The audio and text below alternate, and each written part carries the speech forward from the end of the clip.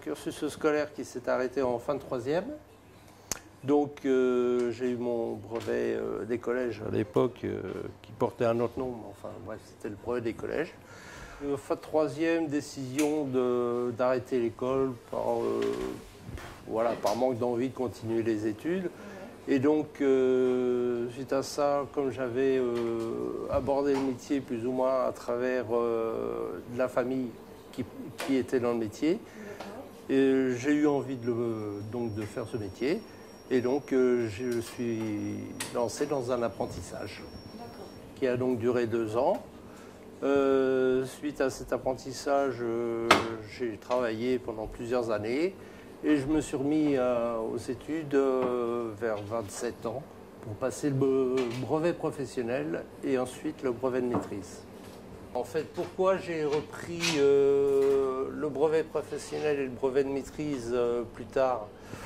Parce que j'avais une envie de perfectionnement, on va dire. Donc le brevet professionnel m'a apporté plus au niveau de la gestion de l'entreprise, etc. Également de la gestion des stocks, enfin de l'entreprise en général, quoi. Et après, le brevet de maîtrise m'a apporté une formation par rapport à justement la formation de jeunes, puisque dans ce diplôme, il y a une partie formation d'apprentis, formation des jeunes.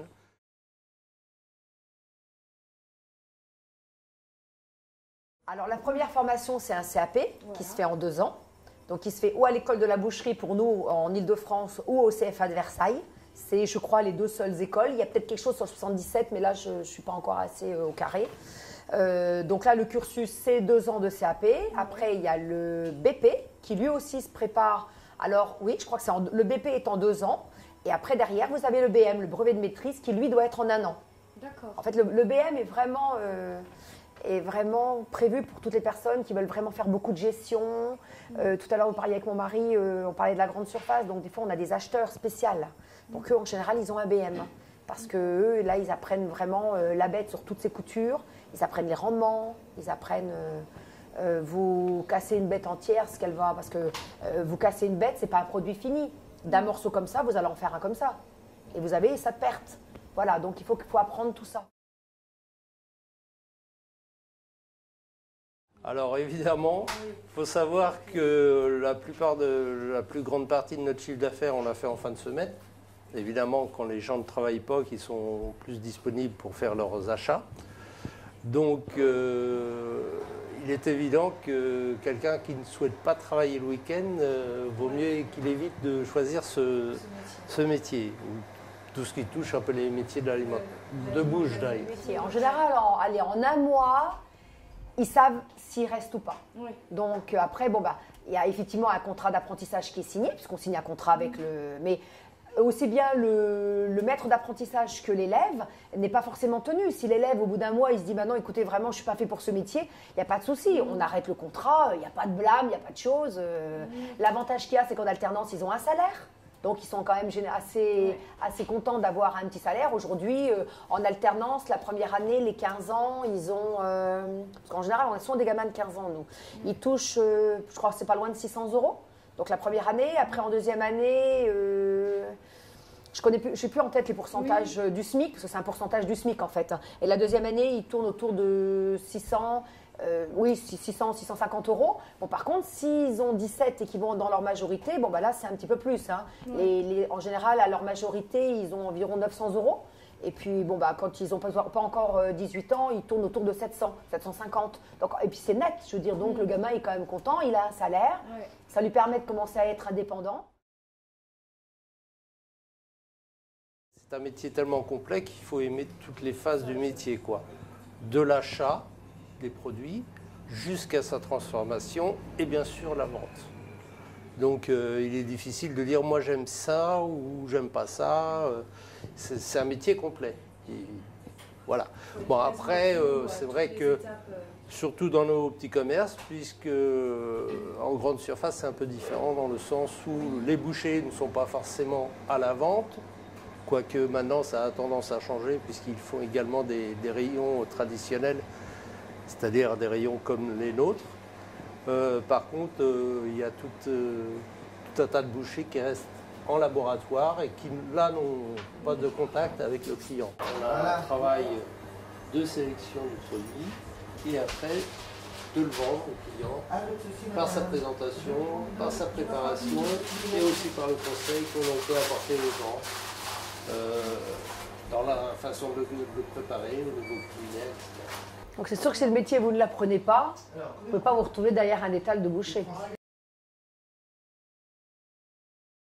Un apprenti au jour d'aujourd'hui, ce qu'on attend de lui déjà, c'est d'aimer ce qu'il fait, hein, d'être à l'écoute de ce qu'on leur dit.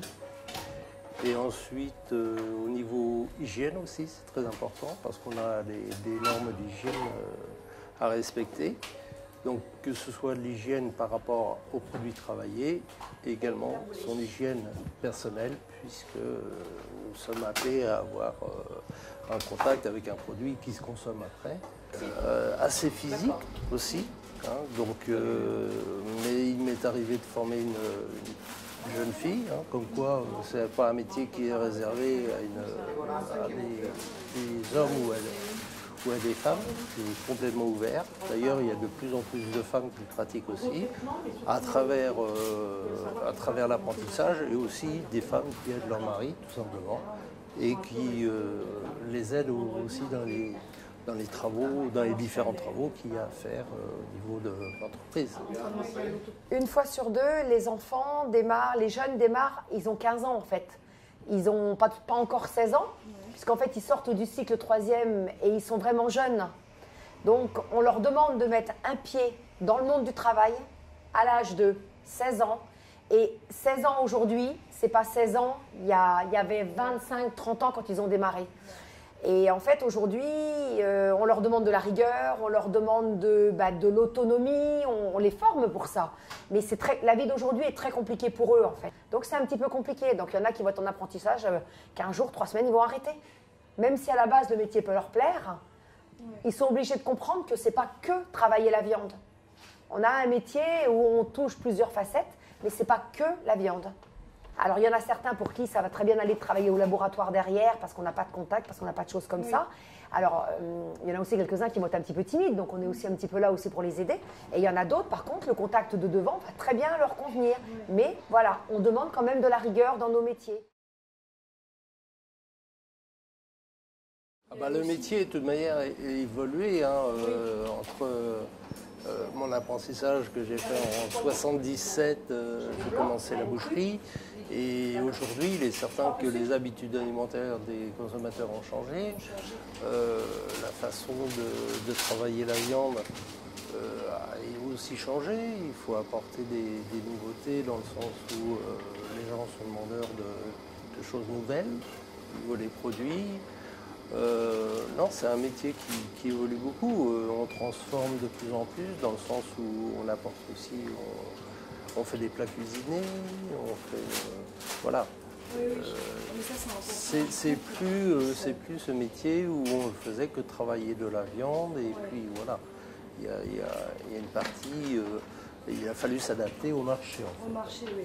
Le marché à l'heure actuelle est compliqué parce que, faute de pouvoir d'achat, je dirais. Donc il faut aussi, là aussi, s'adapter au niveau du prix, essayer d'être abordable pour tout le monde, quoi. Voilà. Je vous expliquais un petit peu tout à l'heure qu'on avait vraiment dévalorisé le métier. Tu voulais rien faire à l'école, il y a 30 ans, tu voulais rien faire à l'école, on te collait boucher, on te collait cuisinier, on te collait boulanger, parce que tu étais bon qu'à ça. Mais non, aujourd'hui, ça ne marche plus du tout comme ça. Oui. Aujourd'hui, on fait notre métier parce qu'on a de la rigueur, on croit en ce qu'on fait, on a envie de le faire. Voilà. C'est plus le métier de bas de gamme, c'est terminé ça maintenant aujourd'hui. Et ça, on le voit tout de suite, nous, avec des jeunes qui viennent en stage. Les premiers qui arrivent nous disent comme ça, combien ça gagne à boucher? Alors tout de suite, on le stoppe en lui disant, mais partout où tu iras travailler, partout ailleurs. Ce n'est pas une histoire de salaire, c'est déjà est-ce que tu vas aimer ton métier et tu auras ton salaire à la hauteur de ce que tu mérites et de ce que tu vaux. Bien sûr, il y a une base comme tout le monde, hein. Il y a une base du SMIC, en France, et le SMIC est reconnu pour tout le monde. Après, on acquiert des diplômes qui vous permettent d'avoir un salaire supérieur et après, on acquiert l'expérience. Je dirais que oui. Je Je dirais que oui, parce que des formations de boucher à l'heure actuelle, il y en a de moins en moins. Enfin, des jeunes qui recherchent ce genre de métier de moins en moins. C'est pas toujours les mêmes problèmes, travail, horaire, disponibilité par rapport au travail en fin de semaine. Quand ils choisissent ce métier, comme vous expliquez mon mari, vraiment ils le souhaitent, et une fois sur deux ils le souhaitent. Il y en a d'autres en fait qui rentrent là par accident et qui se mettent à l'aimer. Ouais. Donc c'est aussi, voilà, hein, on découvre le métier après coup, je dirais. Là-dedans, c'est un métier, un beau métier.